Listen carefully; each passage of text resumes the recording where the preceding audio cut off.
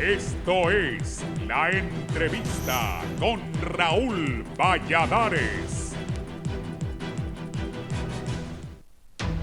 El fiscal general de la República alertó a la sociedad hondureña una posible conspiración contra el Ministerio Público por personas y sectores que buscan dañar a la institución que persigue el delito en el país. Sin embargo, conocedores en el tema suman criterios de esperanza en el combate a la criminalidad y la corrupción. En su alocución durante el 5º aniversario de la Agencia Técnica de Investigación Criminal ATIC, Chinchilla enfatizó a los que conspiran contra la Fiscalía que esa aventura no será ningún día de campo, no se van a tomar esto tan fácil.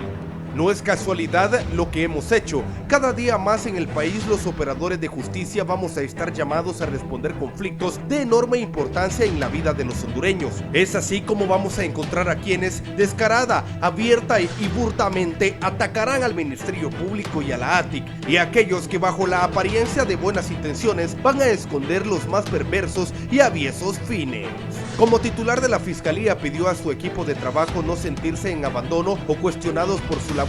En las calles hay un montón de hondureños humildes que no tienen internet ni teléfono ni acceso a medios, y ellos creen en el Ministerio Público. En la jornada, el exfiscal general Edmundo Orellana Mercado afirmó que lo dicho por Chinchilla rompe el molde de actitud mediática, pues aluden a una declaración de guerra a los peores flagelos que afectan al país, como son el crimen y las redes de corrupción.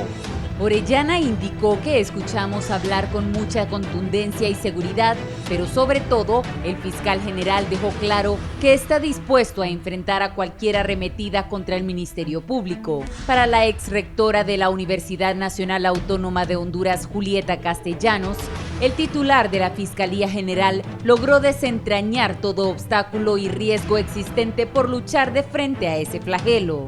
Es evidente la hostilidad que existe desde los grupos de poder que se sienten afectados ante la persecución de la justicia, algo que se hizo más notable con la salida del país de la misión de apoyo contra la corrupción e impunidad en Honduras, MAXI.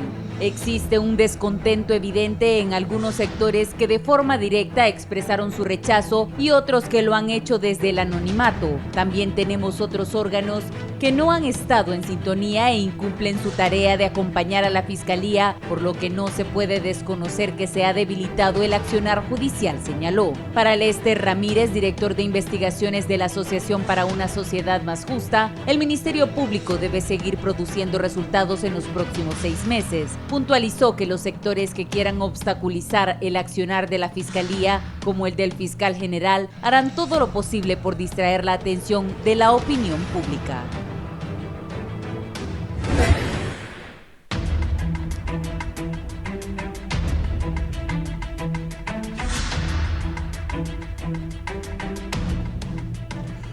Buenos días, gracias por estar con la entrevista. Hoy es 30 de febrero del 2020.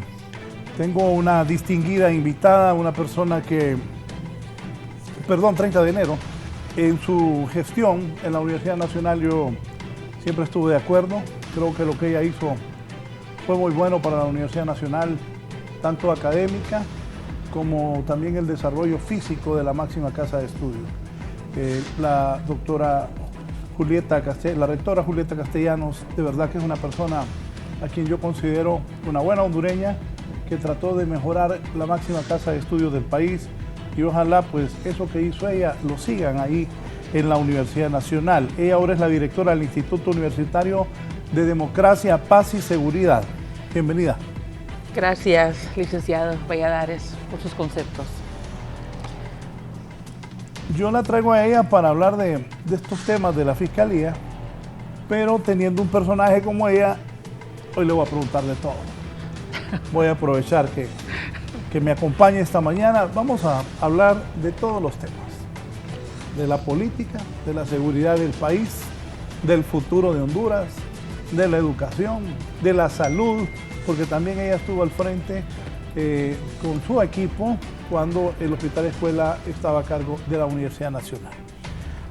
¿Por qué el fiscal general del Estado, no sé si tenés la cita ahí, el fiscal general del Estado brindó las siguientes declaraciones? Se me viene a la mente lo que decía nuestro director de ATIC cuando surge la idea de conformar esta institución. y de cómo darle vida. No sabemos todavía si fue una noche de insomnio o una mañana de lucidez la que nos llevó a comenzar con más inquietudes, preocupaciones y anhelos que recursos. Pero la falta de recursos jamás fue una limitante, porque estábamos convencidos que lo que deseábamos lo íbamos a construir, lo íbamos a alcanzar. Veníamos de repotenciar la Dirección de Lucha contra el Narcotráfico, que ha hecho los golpes más importantes contra este flagelo, y ahí comprendimos que fortalecer la ATIC con ese mismo esquema, hacerlo una de las herramientas más valiosas con que el Ministerio Público puede contar, sería la otra pinza del brazo técnico e investigativo del Ministerio. 5 años han pasado. Hemos envejecido algunos, aunque no parece, pero en estos 5 años recordamos cómo empezamos con ni siquiera un centenar de agentes a llegar al número que son ahora.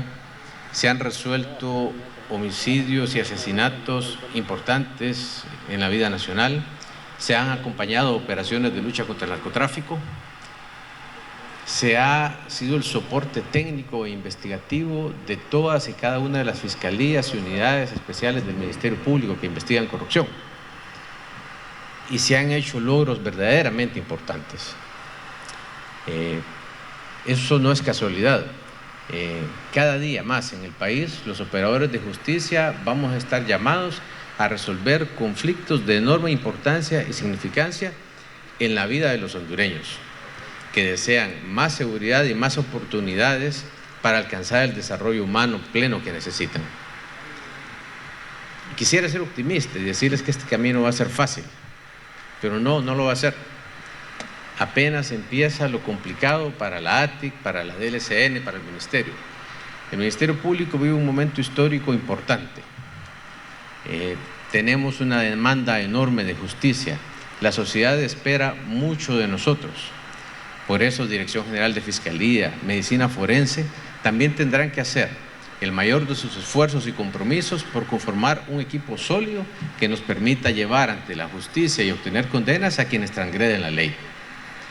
Esto, lógicamente, tendrá reacciones que serán de la naturaleza más diversa, desde quienes comenzarán a descalificar, demeritar, banalizar o incluso ridiculizar el trabajo del Ministerio Público, por motivaciones que van desde la preocupación porque enfrentan una investigación hasta otros que me hacen recordar esa obra de Mozart y Salieri, donde dicen que Salieri envenenó a Mozart porque tenía envidia de la genialidad de su música.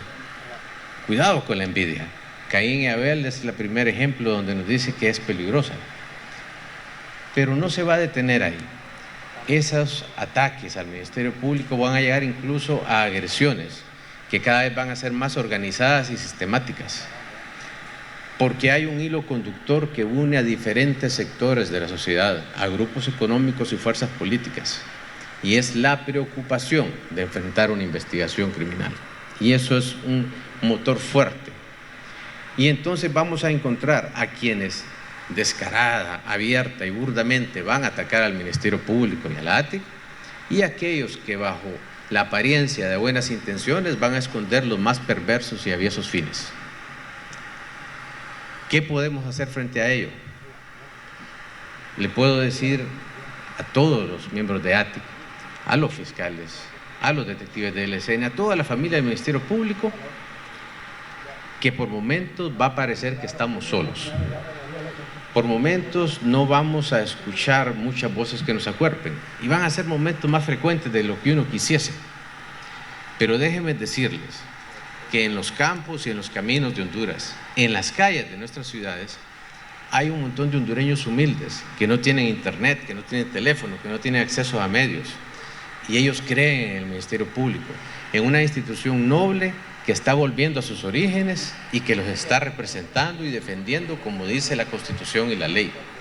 Entonces, por la voluntad y con el apoyo de esos hondureños humildes, no los encumbrados, vamos a llevar esta lucha y vamos a vencer, porque nos van a insultar, nos van a ofender, nos van a atacar, nos van a odiar, van a lanzar todo lo que tienen, pero lo que no van a poder es vencer nuestra fe, nuestro compromiso, nuestra determinación, esa voluntad firme e inquebrantable que tenemos en el Ministerio Público de hacer que este país sea un lugar mejor para todos, una sociedad más incluyente, un modelo de país con crecimiento económico, sí, pero con democracia política y justicia social. Y en el Ministerio Público estamos listos para enfrentar eso porque tenemos una fe, porque tenemos una convicción, porque tenemos un espíritu de cuerpo y una determinación, teniendo como principales armas la fuerza y la razón. A quienes hoy conspiran contra el Ministerio Público, debo decirles que esa aventura no va a ser ningún día de campo. No se van a tomar esto tan fácil, porque aquí hay un conjunto de hombres y mujeres dispuestos a defender a su pueblo, porque más que funcionarios del Ministerio Público, son ciudadanos que sienten, al igual que sus compatriotas, y están dispuestos a brindarse sin tiempo ni medida por hacer de este país un lugar mejor. Puede ser que en esa lucha algunos vayamos a caer, pero lo haremos con las botas puestas, pero quienes queden de pie van a llevar adelante la bandera de la justicia y la defensa de la sociedad del Ministerio Público, porque el Ministerio Público no es una, dos o tres. Bien, ¿por qué se quiera debilitar la imagen del Ministerio Público y esta denuncia que ha hecho el fiscal general? ¿Cómo lo ha analizado?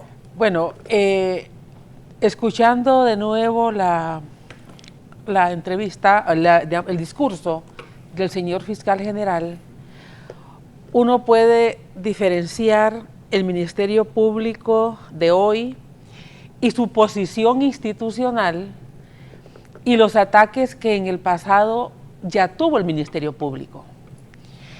Yo recuerdo en el último periodo, el último tiempo del abogado Edmundo Orellana, cuando se desarticuló la DGIC. Eso fue un ataque del Ministerio Público, al Ministerio Público. Y recuerdo que el ex fiscal general conjuntó un grupo de personas, hicimos visitas al Congreso Nacional, hicimos varias acciones para poder detener, según nosotros, el desmantelamiento de la ATIC, porque en aquel momento, de la DGIC, porque en aquel momento el Ministerio Público comenzaba a perseguir la corrupción de los políticos. Luego hubo otros ataques, ahí hubo una acción institucional en defensa del Ministerio Público, que no se obtuvo resultados porque la DGIC fue desarticulada. Luego vinieron ataques ya individuales, como fue el caso de la muerte, el asesinato del exfiscal Orlán Chávez, el asesinato del director de lucha contra el narcotráfico. No vimos nosotros que el fiscal del momento saliera a defender la institución. El director de lucha contra el narcotráfico fue asesinado el año 2008. Esos eran ataques individuales de aquellos fiscales, aquellos funcionarios que se empeñaron en cumplir con su función y con su tarea. Ese es un tipo de ataques. ¿A qué ataques ahora podríamos estarnos refiriendo? O sea, ¿a qué se está refiriendo? Al ataque a la institución. Es probable que el señor fiscal general, obviamente, hay varias formas de atacar a una institución. Una de esas formas puede ser que no se le dé presupuesto. Y sin lugar a dudas, el Ministerio Público no ha tenido presupuesto suficiente para operar. Y eso es ir asfixiando una institución. Y todos recordamos que hubo un momento cuando se le pidió al Ejecutivo que de la tasa de seguridad también se fortaleciera el Ministerio Público, porque ahí es donde comienza la investigación. Otras acciones también de hostigamiento, de no brindar apoyo, de no procesar un enjuiciamiento. Todas esas son formas de ir minimizando la institución, pero en este momento, como hemos tenido una presencia internacional con la MASIC, Y obviamente esa presencia internacional, digamos, generó mucha expectativa y el Ministerio Público se fortalece también con ese convenio con la Secretaría General de la OEA y el gobierno, con la creación de la UFESIC. Y yo debo decir que el apoyo de la OEA era un apoyo técnico, era un apoyo en materia de seguridad para todo ese contexto, era un apoyo en cuanto a profesionalizar y sin lugar a dudas hubo avances importantes, pero vimos también en este tiempo a una clase política fundamentalmente,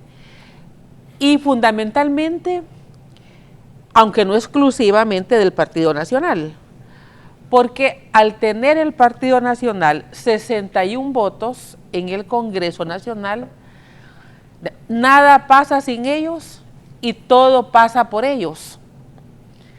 Entonces, en este sentido, quien lidera... ¿Nada pasa por ellos? O sea, nada pasa sin ellos y todo pasa con ellos. Ahí no hay otra forma de ver que el control, la hegemonía, la direccionalidad procede de los diputados del Partido Nacional. Obviamente hubo toda una estrategia de ir minando o de ir creando las condiciones para que el convenio con la MASIC cerrara. Y el presidente del Congreso fue claro, dijo, no es punto y coma, es punto. Ese fue un gesto de arrogancia descomunal, ¿verdad? Y preocupante además, porque si ese gesto de arrogancia y esa forma de decir, somos nosotros, y eso es punto, a tal grado que la Iglesia Católica salió y le dijo, el punto lo pone Dios.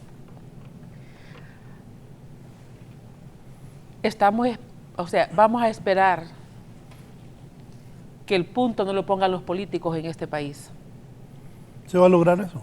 Porque si el punto, como dijo el doctor Herrera,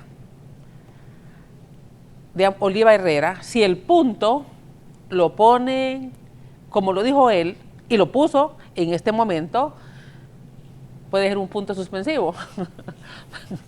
Ojalá. Pero él dijo, no es punto y coma, es punto. O sea, yo le escuché la expresión. Es una expresión preocupante cuando ya había una cantidad de voces en este país que pedían la continuidad de la MASIC, voces nacionales e internacionales. ¿Verdad? Lo que significa que los políticos no tienen límites, no les importan los límites. Y fuimos viendo la construcción de todas esas condiciones, una construcción que comienza con opiniones, y todas institucionales. Hubo un alineamiento institucional en este proceso y quien comienza con ese alineamiento es la Corte Suprema de Justicia, cuando plantea oficialmente, a través de su presidente, que no necesitan la MASIC para continuar combatiendo la corrupción. Pero viene la comisión del Congreso, donde no habían en esa comisión diputados que estén mayormente señalados por actos ilícitos o señalados. Buscaron diputados con unos rostros, tal vez no tan nuevos algunos, pero menos conocidos, para darle esa connotación de neutralidad, ¿ya? De equidad, de objetividad, y los lanzaron y le piden opinión a todos los ministros. Pues claro, si los ministros son parte, digamos, del Ejecutivo, ¿qué iban a opinar? Todos opinaron que la MASIC no habían hecho nada con ellos, y en 5 días hacen un informe donde copian lo que cada ministro dice o ministra, ¿verdad? Y ese es el informe. Segundo posición que era clara, y la tercera la puso la Procuraduría General de la República, y el Ejecutivo se subordinó a estas posiciones. O sea, ¿qué nos hace decir este recorrido? Que ya el presidente de la República no puede hacer nada como poder independiente. Porque el Ejecutivo, pudo con una cruce de notas extender el periodo.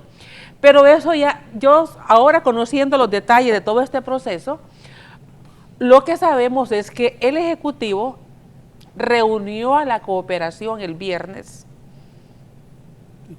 lo reunió y les dijo, ustedes saben que somos 3 poderes y que aquí ya hubo un conflicto en este país, un conflicto de poderes,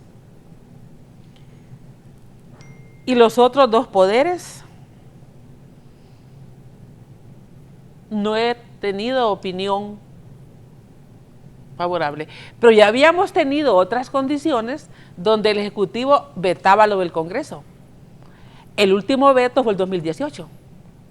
Lo que significa que del 2018 a esta parte el Ejecutivo se debilitó. Se ha debilitado el Ejecutivo. Más, se ha debilitado más, por supuesto. Y lo vimos, o sea, si vemos nosotros, cuando el Ejecutivo veta lo que aprobó el Congreso sobre las incautaciones, digamos, el Ejecutivo ahí todavía tenía independencia para actuar. Algo pasó y han pasado cosas, obviamente, que han hecho que el control del poder se desplazó con mucho más capacidad de actuar al ámbito del Congreso Nacional, y probablemente el Congreso Nacional está en una conexión muy directa con el otro poder del Estado, que es la Corte Suprema de Justicia. Con lo que usted me está planteando, a lo largo de estos años se ha venido diciendo que Juan Orlando Hernández ha instaurado una dictadura aquí en Honduras y que controlaba todos los poderes del Estado. Pero este planteamiento que hace usted deja claro de que el presidente le explicó a la comunidad internacional que los otros 2 poderes no estaban de acuerdo con la MASI, Poder Ejecutivo y Poder Legislativo. Eso fue antes de las 5 de la tarde, obviamente. Sí, y que pues tampoco a él quería pelearse con los otros poderes del Estado. Sí, no, les dijo, aquí ya hubo, o sea, la expresión fue, aquí ya hubo una crisis entre los poderes del Estado. Y se refería al año 2009. Con eso les quiso decir, puede haber otra crisis. Sí. Entonces, en ese sentido, digamos, el Ejecutivo se debilita desde los resultados electorales respecto al periodo 13, digamos, 17. Porque si recordamos, el Congreso del año 2013 tenía 48 diputados nacionalistas. 48. El Congreso del 2017 saca 61 diputados nacionalistas. Entonces, desde ese voto parlamentario, que es mayor al voto presidencial, el ámbito de poder del Congreso se extiende. Es más, ahorita en el presupuesto que se aprobó para este año, dejaron disposiciones inclusive que algunas se sospechan que es para manejar fondos, para el fondo, digamos, departamental, unas disposiciones que solo el Congreso puede tomar decisiones en cuanto a líneas presupuestarias. Eso ya significa que el ámbito de poder del Congreso se amplió muchísimo. Y obviamente, ahí también mucho ha ayudado Libre en esto, porque Libre supuestamente no habla con el Ejecutivo, pero sí con Oliva. O sea, los acuerdos son con Oliva. Entonces, esa capacidad en el Congreso o las negociaciones, como la negociación que hubo para esta legislatura, donde el Libre se comprometió a que no iba a estar en la toma de la tercera legislatura, de esta legislatura del 25, y por eso planifican la reunión de San Pedro Sula, eso confirmado por diputados con los que nos comunicamos. Y cuando les dijimos, ese viaje a San Pedro es de los acuerdos. ¿Es el lanzamiento? Sí, el lanzamiento. Es parte de los acuerdos. Eso se dice en el ámbito. La respuesta fue, lamentablemente tienen razón. Y para allá vamos. Y se fueron. Entonces, si es Oliva el que tiene capacidad de controlar al Libre, ¿quién tiene el poder? Congreso. Claro. Pero usted dice que entonces, apoyado por la Corte. Sí, es que la opinión, si la opinión de la Corte hubiera sido diferente, probablemente el Ejecutivo se hubiera sentido respaldado.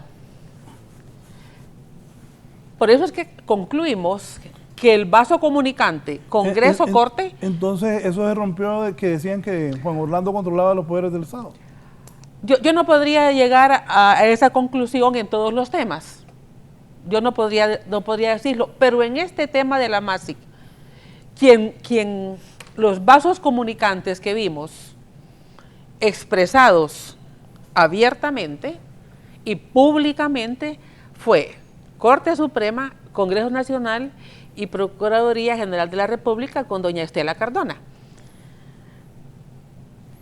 que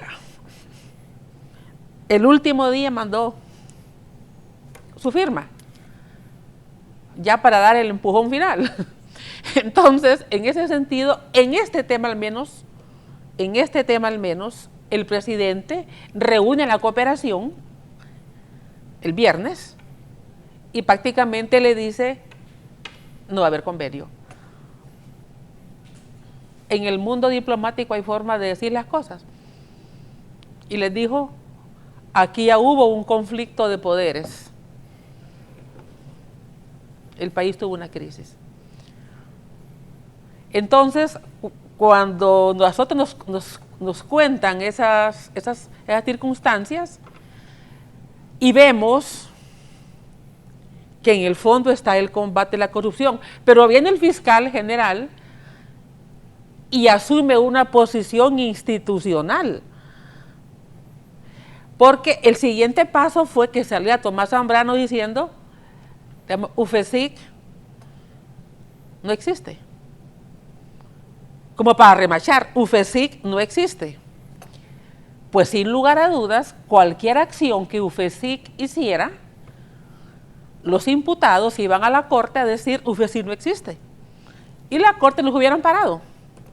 Es cierto, UFESIC no existe, porque ya no hay convenio. Ya no hay convenio. Aquí lo dijo el ministro de la Presidencia, don Eval Díaz, sentado ahí donde está usted. Dijo, bueno, UFESIC ya murió. Sí, entonces claro, ellos, ellos para terminar de mandar los mensajes claros, dicen, UFESIC no existe. Pero si hubiera dicho el fiscal, no, UFESIC sí existe, ¿verdad? Y va a existir, va a seguir existiendo. Los imputados, sin lugar a dudas, se van a la Corte, a un amparo, a la sala, y la sala los hubieran parado. Y hubieran quedado los casos fallidos. Entonces, viene el fiscal general y da un paso institucional.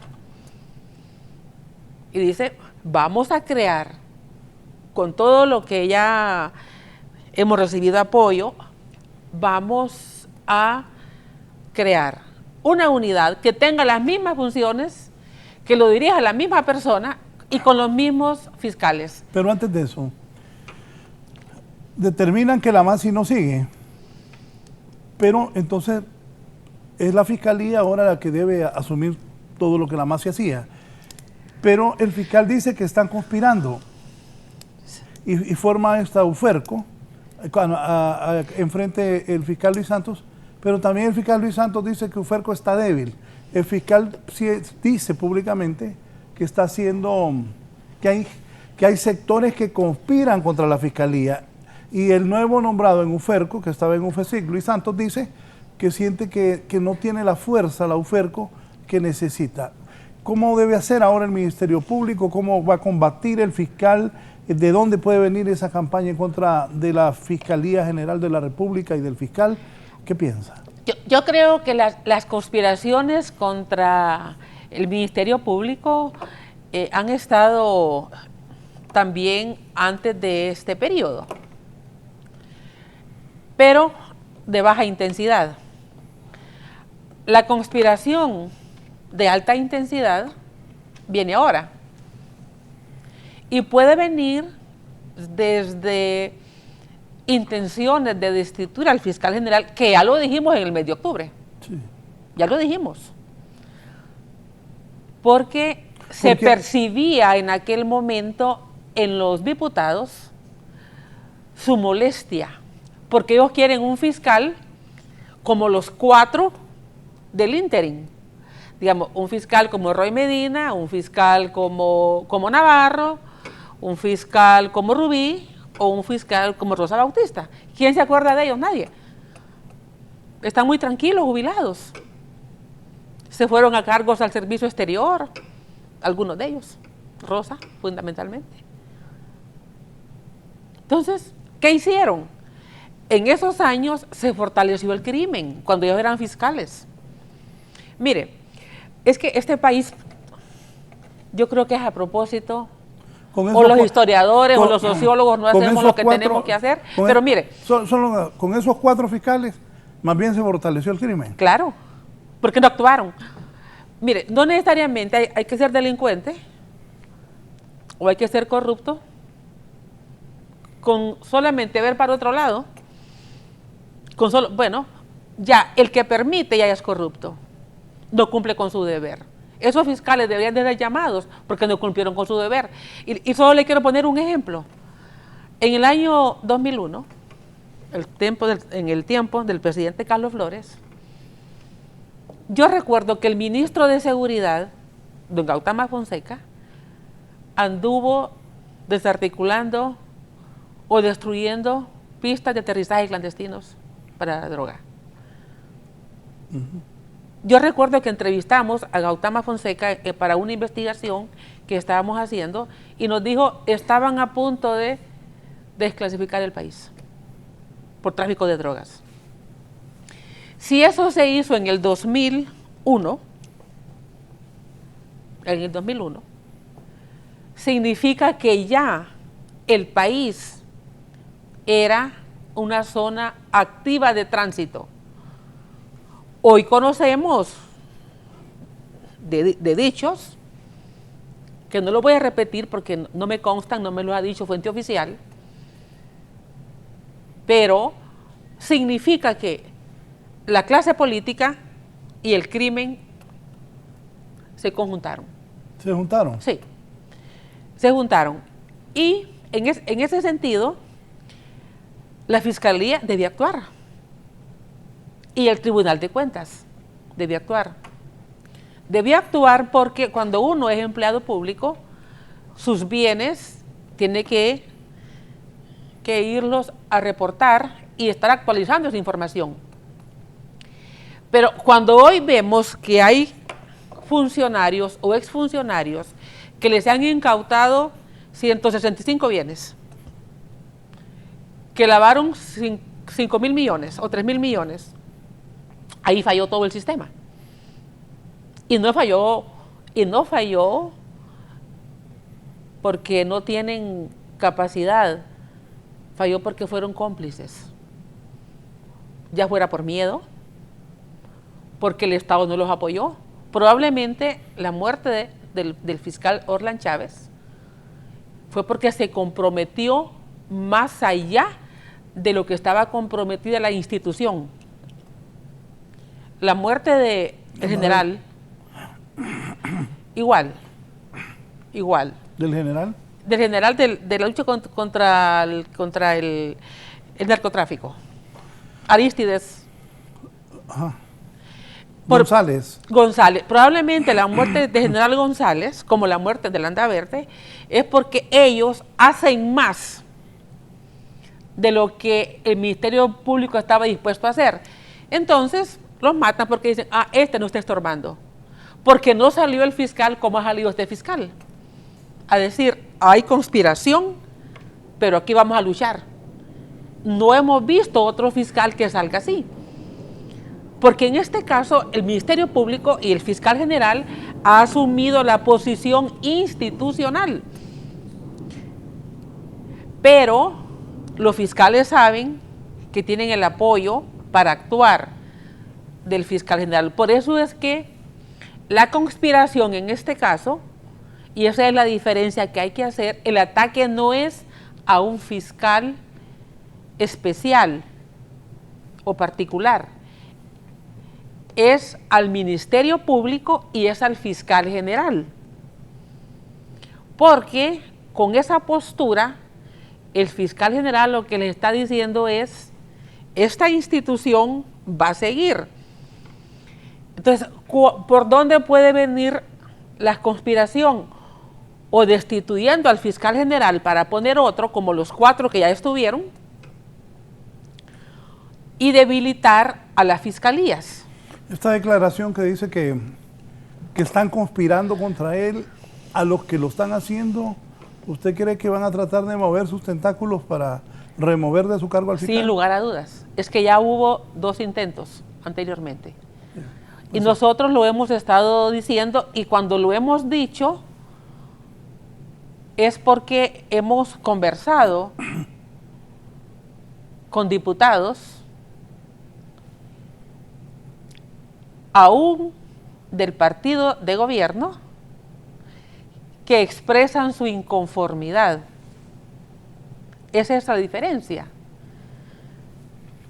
Esa es la situación. Están inconformes con el fiscal y con el Ministerio Público, porque si el fiscal no hubiera creado un FERCO y todo queda como antes del 2016, tranquilo, pero él da un paso adelante. Sí, eso incomodó, ¿no? Claro que incomodó, y es probable. Y les dio temor a los que tienen problemas. Y es probable que le hayan enviado mensajes.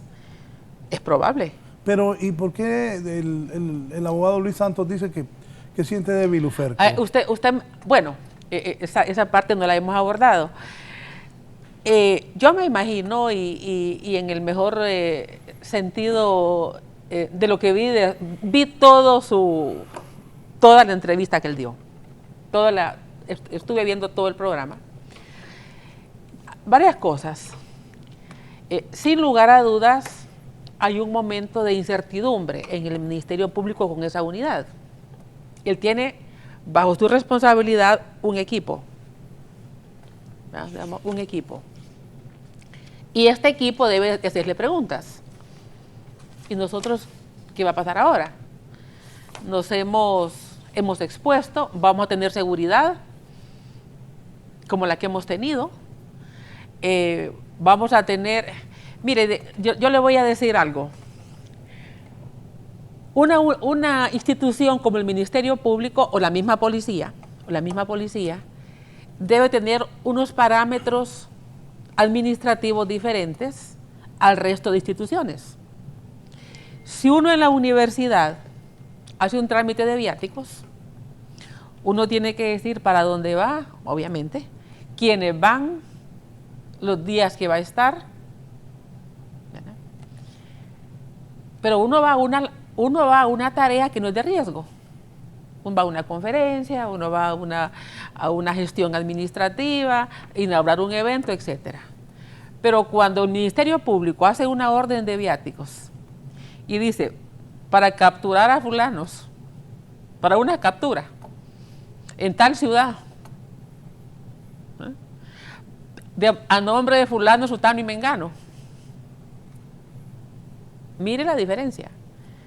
Son los fiscales y los agentes que van a una captura, a una incautación. Ese trámite dura, vaya, por ágil que sea, un día. ¿Por cuántas manos pasa? Vale. Entonces, varias manos. Ahí, mire, se puede, digamos, el crimen filtra, penetra y filtra, y se filtra la información. Y tienen las instituciones, gente. Claro, claro. Entonces, una institución con Ministerio Público, la misma policía, debe tener otros parámetros administrativos que le protejan a su personal. Porque con solo que un narco sepa que tales agentes fueron a una captura, ¿verdad? O fueron a su ciudad y precisamente en esos días coinciden, lo ponen en el blanco. Entonces, el fiscal Santos tiene debe tener una cantidad de preguntas de su gente que está bajo su responsabilidad. Él sabe que ya no tiene el apoyo que tuvo con la MASI. Yo no sé en realidad qué tan detalle eran los apoyos, pero el simple hecho de una instancia internacional es diferente. Mire, yo le voy a contar, cuando estábamos en la Comisión de la Verdad, cuando estaban aquí los comisionados internacionales, era un dispositivo de seguridad grande. Y cuando salíamos nosotros a las reuniones que teníamos en Ciguatepeque, Ceiba, Choluteca, Ocotepec, etc., donde fuéramos, se iba una avanzada, inclusive hasta donde íbamos a parar a comer, tenía que estar autorizado por la seguridad. ¿Era buena seguridad? O sea, nos decían, a 3 kilómetros está el último lugar donde pueden ir a un baño antes de llegar al destino. Porque esa es la seguridad de un organismo internacional. Eso se puede pagar solo con fondos de la cooperación. Cuando nosotros estábamos en Tegucigalpa, solo los 2 comisionados nacionales, esa seguridad no. Esa seguridad la pagaban los organismos que apoyaron a la Comisión de la Verdad. Entonces, hago la comparación porque me imagino que son las preguntas que tiene el fiscal Santos, pero ahora ya eso ya no existe y debemos de ver hacia adelante. Y yo me imagino igual que el fiscal Santos debe sentir la enorme responsabilidad de decir, vamos a poder cumplir con la tarea si ahora tenemos disminuido. Pero el fiscal general en su discurso también dijo algo. Cuando comenzamos con la ATIC no teníamos recursos. Y de ver el empeño que han puesto, me imagino, que ha ido gestionando más recursos con el gobierno, con la cooperación, probablemente apoyos para capacitación, pues la tarea aquí es difícil. En Honduras las tareas son difíciles. Por eso, en lo personal, yo valoro a cualquier funcionario, si es honrado, si es comprometido y si lucha por hacer cambios. Si no es manipulable también. Sí, eso viene en la honradez. Mire, un funcionario de esos que le gusta solo andar en las reuniones y en el protocolo y en el brindis y que no hacen nada y en la apariencia y son solo imagen. Pero al fiscal general, al fiscal Chinchilla, lo cuestionan porque no andan esas cosas. Pero, y yo también he visto que en Estados Unidos no, pero yo le digo, la gente de esos cargos se mantiene en un nivel de distancia. De distancia. Mire, es que no, y lo que le quiero decir que esos funcionarios que son nada más de protocolo y de imagen y de buena imagen, pero que no dan resultados y que más bien permiten que se destruyan las instituciones y son permisivos a la corrupción para no meterse a problemas, no, mejor no lo toquemos. Mire, aquí hay y muchos y algunos presidentes Y a algunos ministros les gustan esos funcionarios. Por eso vemos nosotros que aquí hay un grupo de funcionarios que andan en los mismos cargos y en todos los cargos. Porque en ninguno hacen nada. Se acomodan a todo. En todo resuelven lo que les conviene a ellos. Le resuelven a ellos. Y a los que los ponen en los cargos. Y ahorita hay de ese tipo de funcionarios. Que uno dice, y aparecen en un cargo y después lo mueven a otra secretaría, a otro ministerio. Uno dice, bueno, y es que... Solo ese hay. Solo ese hay. Pero la cosa es que son dóciles, que son subordinados, y la única subordinación que debe haber es a la ley. Cuando han habido 2 intentonas de quitar al fiscal, es producto de eso, que el hombre es apartado. Es que yo creo que el fiscal siempre ha estado en esa posición de funcionario que ya no es cómodo para el poder. Ellos quisieran un fiscal como estos del ínterin, entre el fiscal Orellana y el fiscal Chinchilla. No pasó nada. Bueno, sí hubo una huelga de fiscales en el 2008 para que se actuara. Entonces, en ese sentido, un funcionario que incomoda al poder es el funcionario que no es el que dice sí a lo que el poder le pide. Ese es el punto. Entonces, si usted ve los que nombra el Congreso Nacional, todos dicen que sí. Menos el fiscal general no les ha dicho que sí. No les ha dado el sí.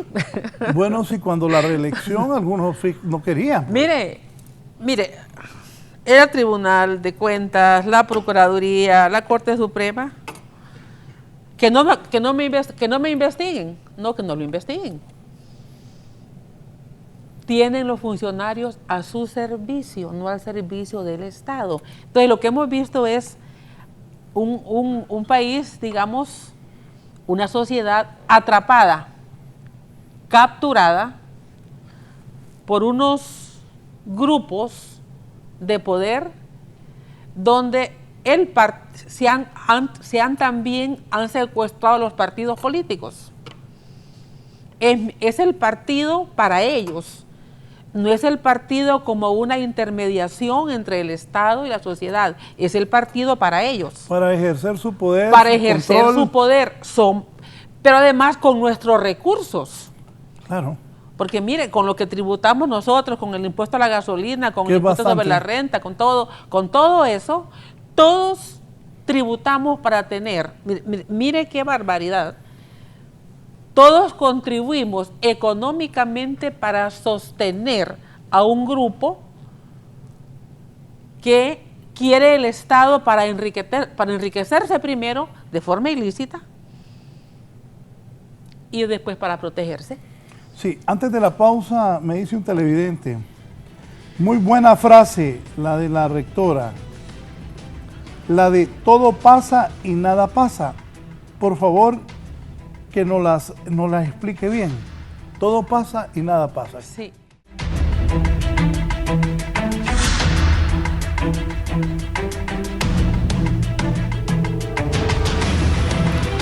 Bien, continuamos. Gracias a todas las personas que se comunican. La gente me está hablando que es muy buena entrevista la que tengo esta mañana con la rectora Julieta Castellano. Rectora, y luego de escuchar que todo es cierto, lo que pasa aquí en Honduras, cuando el golpe de Estado se pusieron de acuerdo, la clase política se ha puesto de acuerdo a lo largo de estos años. Pero el país sigue en problemado, eso de las caravanas es terrible, que la gente se va del país, hay problemas en salud, en educación. ¿Cómo va a quedar esta fiscalía? ¿Cómo? No hay agua, me dicen los productores aquí también. Y ya es un año, ya todos se lanzaron. El Partido Liberal tiene como 7, Libre tiene 4, el Partido Nacional tiene como 6. Ya es un año político. ¿Cómo vamos a salir de todos estos problemas que usted ha muy bien, ha hecho una radiografía de lo que pasa en Honduras, cómo se reparten los cargos, las instituciones, cómo ponen al que les conviene en cada puesto. ¿Cómo puede cambiar este país, rector? Bueno, antes me había preguntado la frase de Sí. nada pasa sin ellos y todo pasa por ellos. Cuando un partido tiene 61 diputados, está a 4 diputados de obtener la mayoría simple. Y en este sentido, el poder hegemónico en el Congreso lo tiene el Partido Nacional. Es más, yo me atrevo a decir, y ya lo he dicho en otros momentos, que es por ahora el único partido hegemónico. Y cuando digo esto me refiero al partido que vota en bloque, porque vemos que los otros partidos no tienen esa capacidad, digamos, hegemónica. El Partido Liberal tiene 2 o 3 grupos parlamentarios que... Sí, una bancada de 20 y tantos dividida en 3. En 3. Digamos, Libre, que también después del Congreso del 2013-2017, donde tuvo la mayor dispersión, sí tiene esa tendencia también a ser un partido concentrado, pero Libre está muy distante de poder lograr votos que se sumen a una propuesta. Por eso Libre siempre va a ser, digamos, Libre siempre va a aparentar a estar en la oposición. Perdón, Libre siempre va a aparentar. No está en la oposición. No en todo está en la oposición. Y lo hemos visto en los últimos hechos. Vimos 2 meses de protesta, porque lo que quería era entrar a los espacios electorales institucionales. Tribunal y registro. Y ahí. ¿Solo eso le interesaba Libre? Hasta ahora así lo vemos. ¿Por qué? Porque no tuvo esa beligerancia en el tema de la MASIC. Y la gente debe tener capacidad para ver eso. O sea, Libre pudo tener la misma beligerancia en el tema de la MASIC que tuvo para obtener los cargos en el Registro Nacional de las Personas, en el Tribunal, en el Consejo Nacional Electoral y en el Tribunal de Justicia Electoral. En el IAIP. Y en el IAIP. Pudo tener la misma actitud y sin embargo no lo hizo. Lo que significa que hay grados diferentes de compromisos en Libre. El compromiso, su compromiso real de Libre es ser parte del poder. Y Libre no puede ser parte del poder absoluto, ni de imponer, a menos por esos procedimientos que son efectivos cuando quiere utilizarlos, con 30 diputados. Entonces, esas reformas políticas, las que el país quiere y necesita, las que el país necesita, porque no es capricho de los que queremos reformas políticas, es que cualquier partido que gane con un margen de 30 a 35%, va a ser un país, va a ser un gobierno con una inestabilidad extrema. Cualquier partido. Por eso es que la segunda vuelta legitima. Pero claro, la segunda vuelta no pasa sin los votos del Partido Nacional. Y los nacionalistas no quieren segunda vuelta. No pasa sin esos votos y solo pasa con esos votos. Por eso es que nada sin ellos y todos por ellos. Ahora, explíqueme algo. Vienen y dicen que no más la MASI. Pero yo no vi a la gente protestando, ni a las antorchas. No vi 5,000 hondureños en las calles en ninguna parte, ni vi a Libre tampoco protestando por la MASI. ¿Qué pasa con el hondureño? Porque los políticos no tienen credibilidad. Los políticos que convocan Digamos, algunos sí tienen credibilidad de los políticos que convocan, pero otros no. Yo creo que tampoco hay que plantear los términos, los problemas de forma absoluta. Mire, cuando la marcha de las antorchas, en el 2015, fueron alucinantes. Yo recuerdo que el presidente... Explíqueme ese término, alucinantes. En el sentido de esperanzadoras. Ahí. Esperanzadoras. Yo recuerdo que una tarde que salía la marcha de la universidad, nos fuimos a un edificio de varios pisos y lo vimos desde la terraza. Esperanzadora.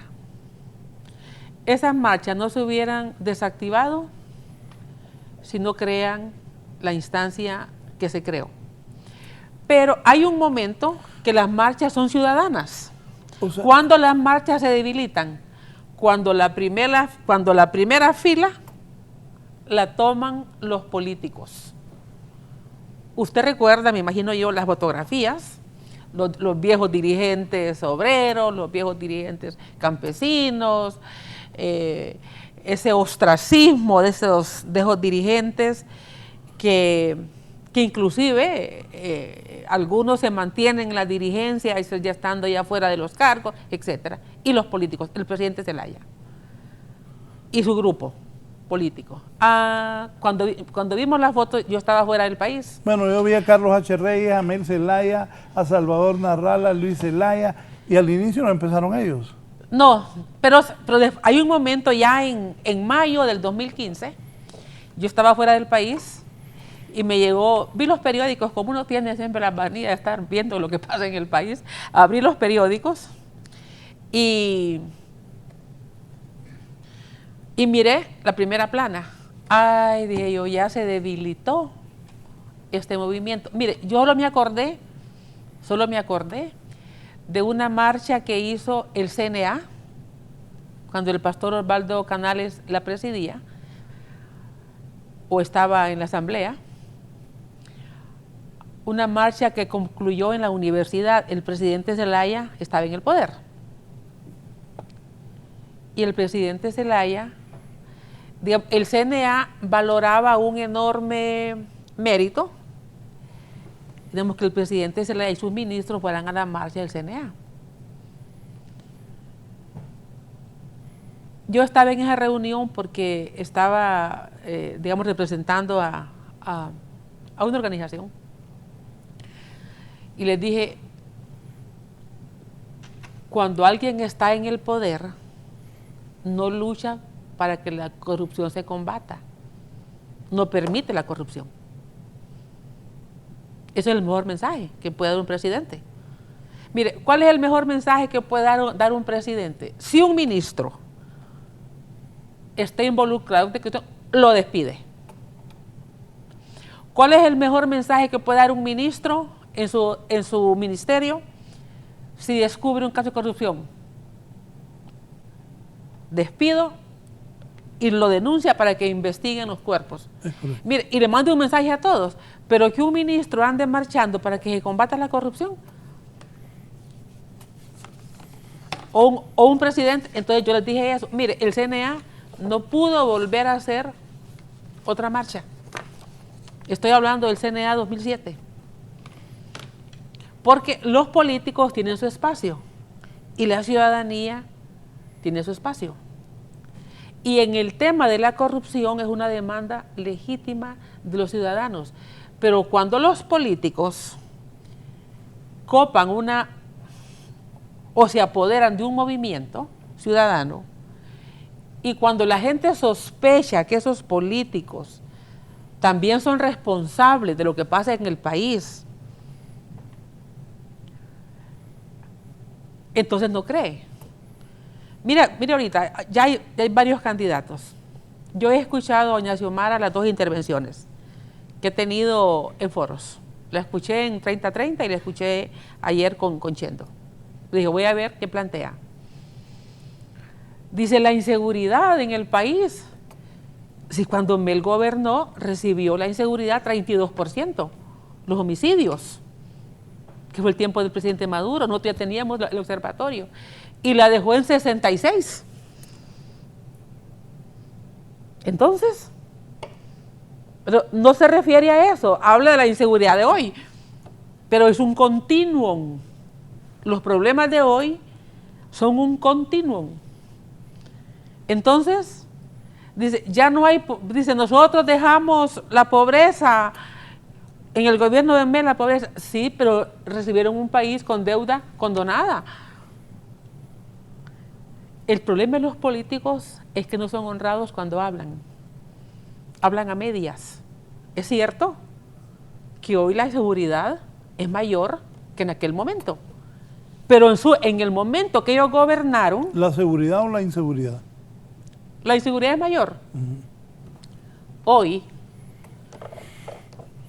Pero los homicidios, porque hay otros componentes de la inseguridad, no solamente son los homicidios, pero en el tema de los homicidios, el presidente Zelaya recibe con 32% el país y lo entregó casi con 70%.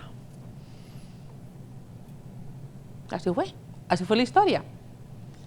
Y contrataron 5,000 policías que agarraron de la calle delincuentes para contratarlos. O sea, la política de seguridad en el gobierno de Mel Zelaya fue un desastre.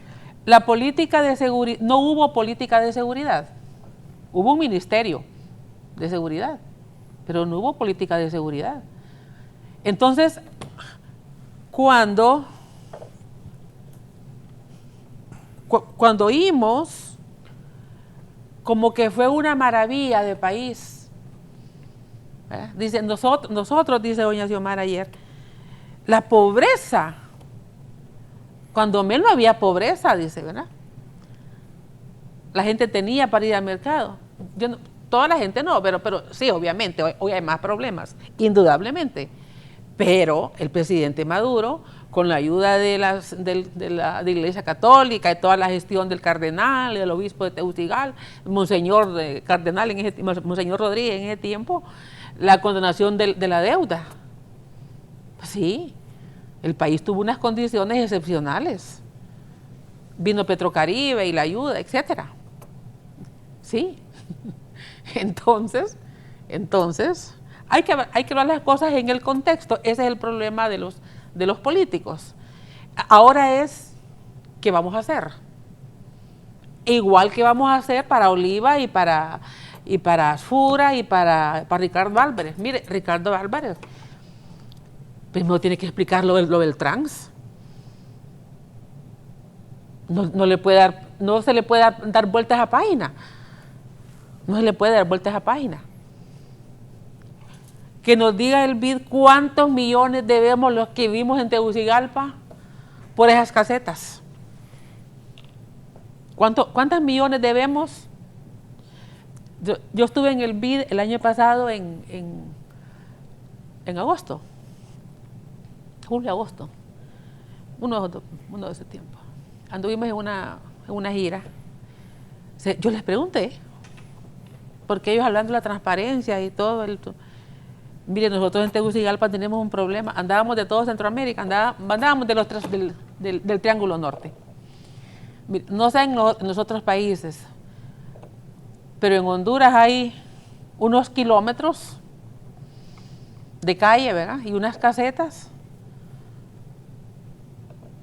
que no sabemos cuántos millones de dólares han costado. Entonces, no se trata de decir aquí hay problemas, sí, hay problemas, cantidad de problemas. ¿Qué van a hacer los candidatos y que nos digan qué van a hacer? Mire, ya no solamente es el antijó, que él fuera jo, que se vaya el dictador, que se vaya... No, ya eso es una parte. Ahora viene el futuro, que nos digan qué van a hacer para que esas caravanas de migrantes... Pero, mire, esa es la miseria caminando. No quiero dejar ir lo que dijo. Ricardo Álvarez, antes de presentarse como precandidato, debe aclarar el trans 450. Pero ahí une a otro candidato del Partido Nacional. Que es Asfura. A Tito Asfura, porque dice Ricardo, aquí lo ha dicho, ahí donde está sentado usted, que Tito Asfura no quiso seguir el trans 450. Entonces ahí se tienen que sentar esos dos candidatos nacionalistas. Tienen que dar cuenta, claro. Es que mire, Es que uno no puede, no puede pasársele página a las cosas. Mire, el trans 450, debemos saber nosotros cuánto es el préstamo, cuánto se gastó y por qué no funciona. ¿Por qué nunca se terminó? Ese proyecto va a lastrar. Bueno, y va a venir el tema del agua, ¿verdad? Va a venir el tema del agua que ojalá no venga, ¿verdad? Por nosotros, por la gente, pero va a ser un problema también que va a entrar a la agenda, a la agenda política el tema del agua. Sí, no, ok. Entonces, mire, dos de los candidatos fuertes del Partido Nacional, Ricardo y Tito, tienen que explicarlo desde Trans 450. Porque de verdad... No, pero también el presidente Oliva tiene que explicar por qué no quiere que se combata la corrupción. Bueno, entonces, claro, los tres fuertes del partido, oiga, uno de ellos puede ser presidente de Honduras. Sí. Porque si la oposición sigue dividida, vuelven a ganar los nacionalistas. Así con es. Ese 33%, porque como ellos tienen voto duro, al que les pongan, por eso ellos van a ir a votar. Pero mientras la oposición ahora divida con Narrala con unos votos, con el Partido Liberal dividido, ojalá que se unan, y los otros partidos emergentes, ya hay rectora, mire, 13 partidos en Honduras. Por eso han vuelto a activar el fondo departamental. ¿Para qué? Para ganar. Todos quieren el fondo departamental. Todos. Excepto los diputados que tienen el voto independiente.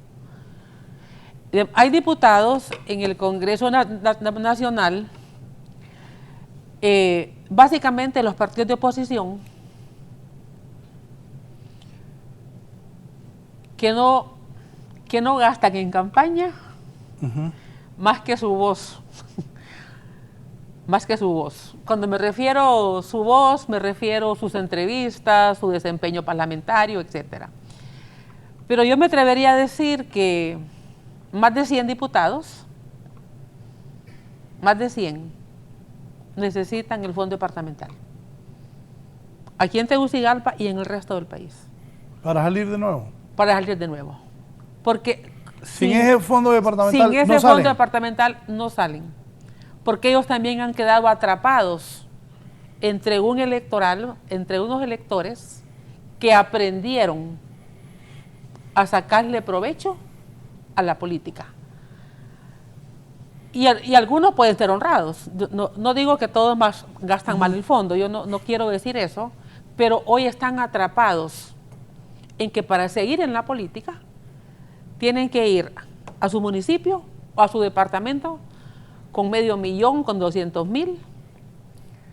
Mire, no sé si usted ha hecho cuentas, pero mire, hay diputados, hay veces que no sale la cuenta, que un diputado ahora gana como 110,000, me han dicho, pero gastan cualquier cantidad de dinero en una campaña. Pero es que no sale de su sueldo, sale del fondo departamental o sale de... No, o sea, lo que le digo es que lo que invierten en campaña de repente no cuadra con lo que van a ganar. Sí, porque ellos hoy han quedado, mire, los diputados, en el mejor sentido de la palabra, en la realidad, mejor dicho, los diputados han acostumbrado a los electores que le resuelven problemas personales directos y problemas comunitarios. Mire, un día del niño, los diputados no pueden ir a su departamento si no llevan 75,000 lempiras para repartir piñatas y confites. Sí. El día de la madre, no sé si harán lo mismo. El equipo de fútbol le dan el uniforme, le dan las pelotas, los balones, etcétera. Sí. Entonces, con todo eso, los diputados saben que si no llevan ese dinero, no ganan. Por eso el fondo departamental lo activaron. Y mire, los diputados también cayeron en esto. Los nuevos inclusive. Yo he entrevistado a diputados y dicen que a ellos les dijo una ONG en el Congreso: mire, usted tiene X cantidad de dinero, 200,000.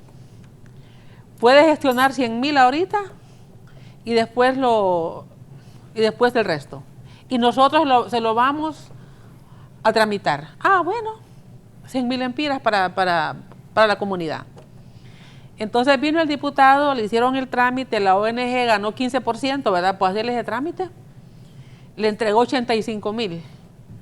Sí, pero ¿cómo liquido esto? No se preocupe, yo se lo liquido. Nosotros mismos se lo liquidamos. Entonces vino la ONG y se inventó factura, ¿verdad? Cierto. Sí, cierto. ¿Sí? No nosotros, tenían facturas de todos los lugares, ¿verdad? De todo lo posible, y liquidaba. Y con aquella liquidación gestionaba los otros 100.000. Claro, los diputados no tuvieron la instrucción de que tenían que liquidar con facturas ellos, etcétera, etcétera. Probablemente muchos cayeron en esto de buena fe, nuevos, ¿verdad? Otros que ya llevaban años en esto, pues este fondo comenzó con Zelaya. Sí. Entonces, los que ya llevaban 5 años, 6 años, 8 años, ya habían la jugada. Los que eran nuevos cayeron, ¿verdad? Y ahí están todos enredados. Pero también es una realidad que los diputados hoy que van a un pueblo, si van a un proselitismo, si van a un pueblo, sobre todo, me imagino yo que la gente sabe, el que gobierna tiene más, ¿verdad? Ahí le vamos a sacar más. Probablemente los que no gobiernan, ¿verdad?, les piden menos ayuda, ¿verdad? Pero todos hacen el esfuerzo.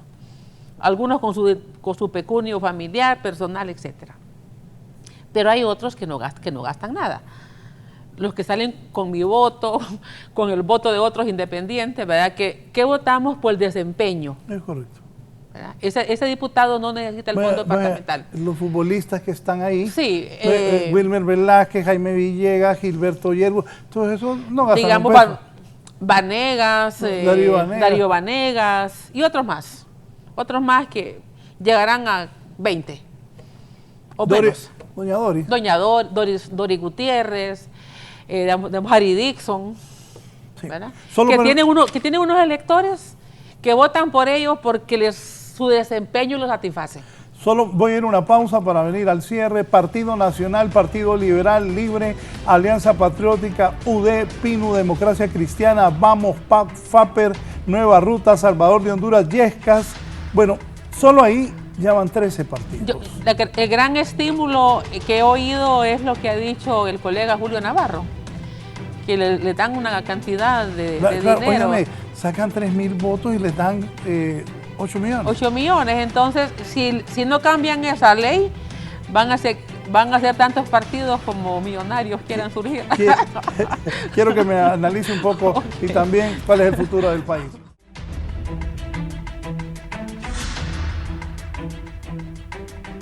Yo me pregunto, un país tan pobre como nosotros, bueno, el gobierno, nosotros los que pagamos impuestos, financiamos todo esto de la política. Partido Nacional, Partido Liberal, Libre, Alianza Patriótica, UD, PINU, Democracia Cristiana, Vamos, PAC, FAPER, Nueva Ruta, Salvador de Honduras, Yescas, ahí van 13. ¿Qué piensa de esto y hacia dónde vamos con esto? Yo creo que un gran estímulo, como le decía cuando estábamos cerrando el segmento anterior, es el derrame económico que tiene formar un partido político. Y luego aquí contribuyó también la Corte Suprema cuando habilitó partidos que no habían sacado el número de votos, el porcentaje de votos que la ley manda.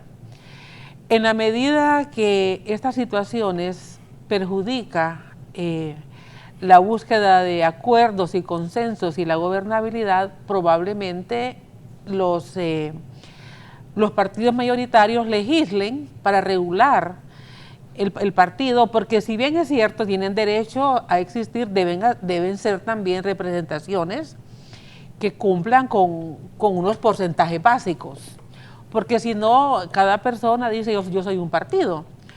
Digamos, en el caso de los partidos, de los 3 partidos mayoritarios, digamos, el Partido Nacional es un partido corporativo, ¿verdad? Es un partido de sectores, digamos, conservadores, muy conservadores, y yo creo que el partido está dando ese giro a mayor conservadurismo. Ya no tenemos aquel partido que vimos a principios de este siglo con el presidente Maduro impulsando reformas políticas, impulsando reformas que daban alguna expectativa de cambio en el país. Digamos, el partido se está moviendo del centro derecha a más posturas de derecha, pero además con un desmantelamiento institucional. ¿Y el socialismo cristiano que hablaron? No, eso es una palabra. Es una palabra, no se convierte en un paradigma partidario. Digamos, una cosa es que repartan prebendas del presupuesto del Estado, y la otra cosa es que haya el concepto de inclusión social, que es diferente. Cuando uno habla de inclusión social, no es repartir un bolsón, no es eso. Es construir políticas sostenibles para que la gente realmente pueda vivir con dignidad. Y en este sentido, repartir, andar dando, que además se pueden convertir en proyectos proselitistas, eso no es socialismo cristiano o social cristianismo. Nada que ver. Luego tenemos al Partido Liberal, que es un partido por ahora, ha resurgido varios aspirantes. Ojalá que lograra consolidarse alguno que tuviera una visión de largo plazo y un concepto de estadista, ¿verdad? Y luego el Partido Libre, que exhibe ser un partido familiar y un partido a convertirse en partido dinástico. Cuando uno ve el alineamiento de la mayor parte de los dirigentes de Libre con la familia Zelaya, porque si es doña Xiomara, es ella, si es su hija Hortensia, es ella, si es el otro hijo Héctor, es él. Entonces, aquí tenemos una desviación de la política. Vamos a tener un partido dinástico, como en Nicaragua existió los años 70, que se derroca y se instaló otro partido dinástico. Ortega. Sí. Entonces, hay que ponerle cuidado y hay que ver realmente si los movimientos en Libre son movimientos de fachada o en realidad son movimientos de diferencias conceptuales y de diferencias de líneas partidarias, porque eso sería todavía un paso más atrás de un partido corporativo ultraconservador. Se supone que con Libre surgió una esperanza de un cambio. No ha pasado. Bueno, es que depende, todo depende de quiénes. Pero usted lo ve que es la dinastía Zelaya la que está ahí. Lo que yo observé en el proceso del último año, cuando don Manuel, cuando el expresidente Zelaya insinuó o dijo abiertamente que su hija era la candidata, vimos la opinión de la dirigencia de Libre diciendo, sí, es ella, porque él lo dijo el expresidente Zelaya, ¿va? Después, por alguna razón salió doña Xiomara, que hacía ya mucho que no salía, y salió y dijo, es ella. Entonces, el tema se define en la casa Zelaya. Comiendo todos ahí. No sé. Pero eso entonces, lo que hay que ver es, si son los movimientos, son movimientos de fachada, o son realmente movimientos que van a tener las mismas condiciones. En estas entrevistas que he hecho a todos los partidos políticos, porque estamos en una investigación y hemos ya entrevistado de todos los partidos a las dirigencias, me han dicho que la elección más difícil son las internas. Sí. Son las internas. Porque esa elección interna la maneja el núcleo duro del partido y es el que decide el que va de candidato a diputados. No son las generales. Mire, en todos los partidos, en el Nacional, en el Liberal, en Libre, que tienen internas, la elección más difícil es las internas, porque los candidatos, los movimientos, están expuestos o están sometidos a la voluntad del núcleo duro que se cree el dueño del partido.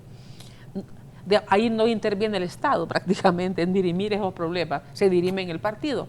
Pero en el caso de Libre, lo que, como le digo, no sé si va a cambiar eso, pero en los últimos meses, de la candidatura de la joven Hortensia Zelaya a la candidatura de la madre, lo que vimos es que todos, o la mayoría de los dirigentes, diputados, dirigentes, dicho no, es ella, es ella, es ella. Entonces, después de ella va a seguir Hortensia. Y de ahí Héctor. Y de ahí Héctor. Entonces, porque hay un orden de precedencia de la familia primero. Pero Carlos, y eso entonces es un partido, eso se llama partido dinástico. Carlos Eduardo Reina me ha dicho a mí que él va a hacer su lucha por ganarle a doña Xiomara. Bueno, me imagino que ayer... Que no es fácil, ¿verdad? Anteayer creo que fue, ayer lo escuché un poco, lo vi que estaban ahí, no los escuché, bueno, escuché solo los primeros minutos. Me imagino que esa era parte de su planteamiento, ¿verdad? Y bueno, también sé que hay otros candidatos. ¿Y de Salvador Narrala qué piensa? ¿Irá a pegar ese partido El Salvador de Honduras? Yo pienso que, mire, si Salvador saca unos 400,000 votos, el Partido Liberal sigue la división interna y no se arreglan, y la oposición sigue dividida con ese 30% del Partido Nacional, con quien sea, con Oliva, con Ricardo, con Papi a la orden, vuelven a ganar. Yo creo que ya don Salvador ya debió haber aprendido la lección de los dos procesos anteriores. Un ciudadano con votos y sin poder. ¿Cómo se tradujo en poder? Los votos del año 2013. ¿Cómo se tradujo en poder? Los votos del año 2017. Es que Salvador es popular, pero usted no tiene poder. Pero no tiene poder. No tiene poder. Porque no la pensó bien. Mire, Salvador no tiene... ¿Cuántos votos sacó? Y al día de hoy no tiene organizado todavía un movimiento. Sacó 1 millón de votos, ¿va? No tiene un regidor, ¿sí? Un alcalde, ¿sí? Un diputado. O sea, ese hombre sacó 1 millón de votos y no tiene ningún poder. Con la imagen que tiene y con el discurso y sus interlocuciones, él dispara al sistema.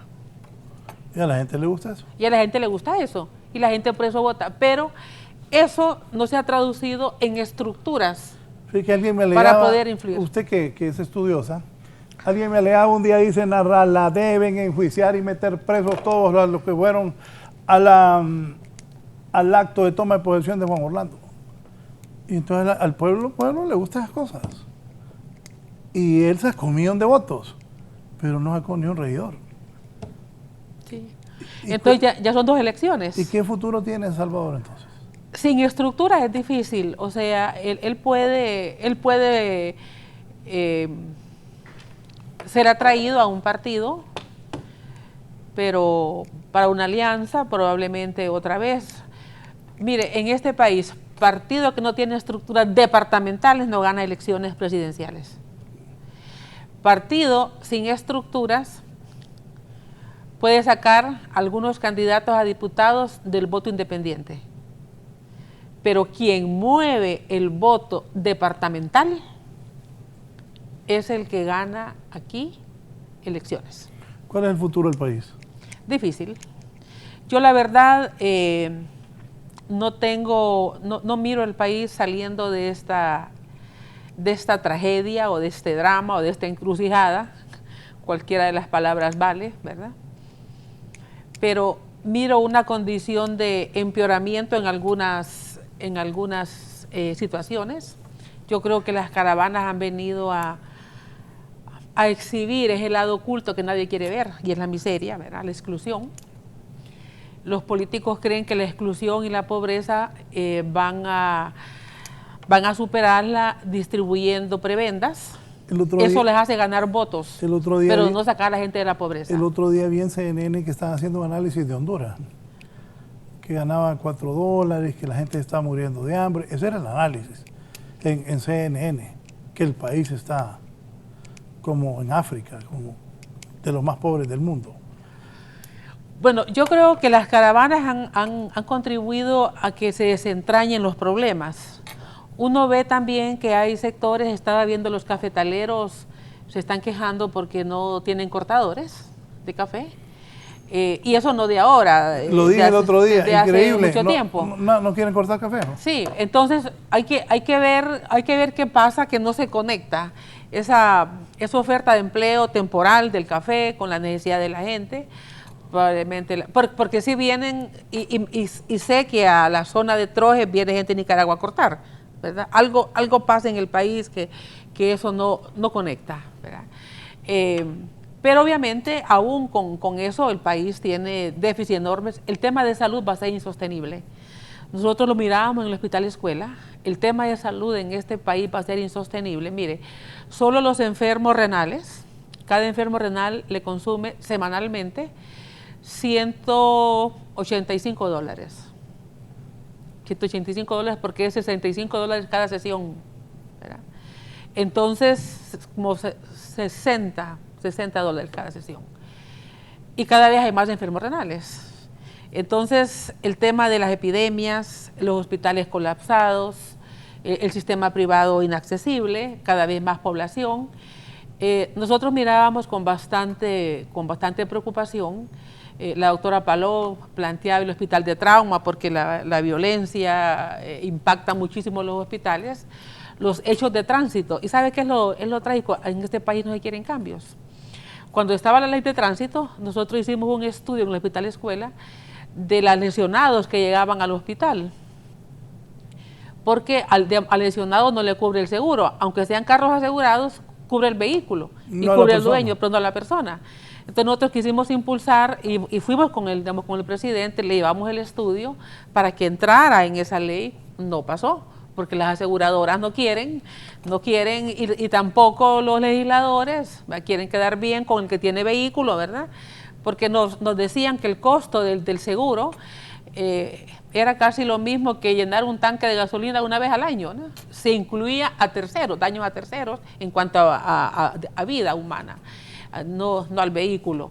Mire, la cantidad de gente que queda lisiada de un accidente, que es atropellado, pero aquí la gente no ocupa la información para ese tipo de cosas. Nosotros hicimos esos estudios en el hospital, no pudimos. Entonces va a ser un problema que va a impactar a cualquier gobierno. Entonces no se alegren por los problemas que tiene este gobierno. ¿Saben por qué? Porque cualquiera que gane los va a heredar. Entonces, por eso es que a veces uno se compromete a contribuir. Y esta gente que está postulando a buscar ser presidente, a sustituir a Juan Orlando Hernández, ve un estadista, ve la persona que pueda tener la capacidad. Tendríamos que esperar ver las propuestas que hacen. De medio sacar el país adelante. Es que mire, lo que pasa es que nosotros lo que hemos tenido estos últimos 6 años es Fuerajó. Y el Fuerajó ha dado, digamos, un gran manto de otros planteamientos. O sea, siempre se ha ido la oposición por la máxima, Fuerajó. Pero en el ínterin, todos los problemas que se dan, no hemos visto, ¿qué vamos a hacer? Entonces ahora que viene ya una campaña, que ya estamos en una campaña prácticamente, queremos oír propuestas. Ya el Fuerajó no es propuesta. Ahora viene la campaña. Entonces, ¿qué van a hacer con el país? ¿Qué se va a hacer con el tema de salud? Es insostenible. El tema del agua, ¿qué van a hacer con el tema del agua? Yo deseo que llueva temprano este año, si nuestra ciudad y muchas ciudades. Pero los políticos quieren seguir en la politiquería, pero no realmente viendo los problemas reales del país. Gracias por haberme aceptado la invitación. No, a la orden. Pero tengo una pregunta antes de irnos.